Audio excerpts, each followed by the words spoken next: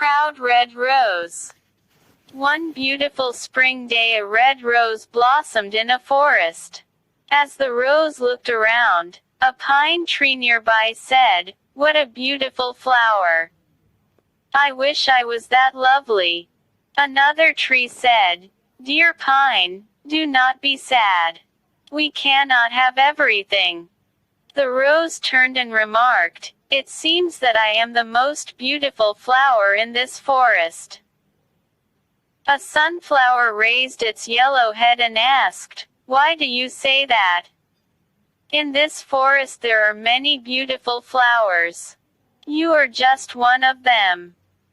The red rose replied, "I see everyone looking at me and admiring me."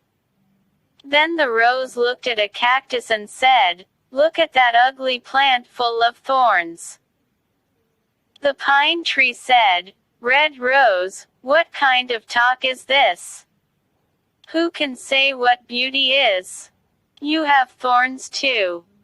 The proud red rose looked angrily at the pine and said, "I thought you had good taste. You do not know what beauty is at all. You cannot compare my thorns to that of the cactus." "What a proud flower," thought the trees. The rose tried to move its roots away from the cactus, but it could not move. As the days passed, the red rose would look at the cactus and say insulting things, like, "This plant is useless. How sorry I am to be his neighbor." The cactus never got upset and even tried to advise the rose, saying, "God did not create any form of life without a purpose." Spring passed, and the weather became very warm. Life became difficult in the forest, as there was no rain.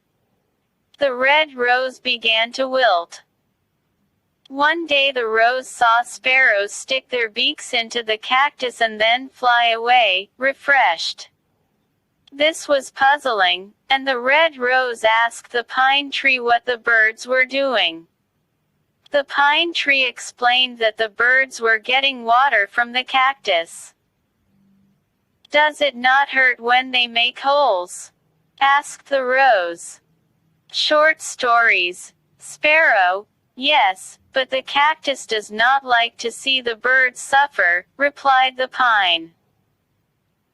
The rose opened its eyes in wonder and exclaimed, "The cactus has water. Yes, you can also drink from it. The sparrow can bring water to you if you ask the cactus for help." The red rose felt too ashamed to ask for water from the cactus, but finally it did ask for help. The cactus kindly agreed. The birds filled their beaks with water and watered the rose's roots. Thus the rose learned a lesson and never judged anyone by their appearance again.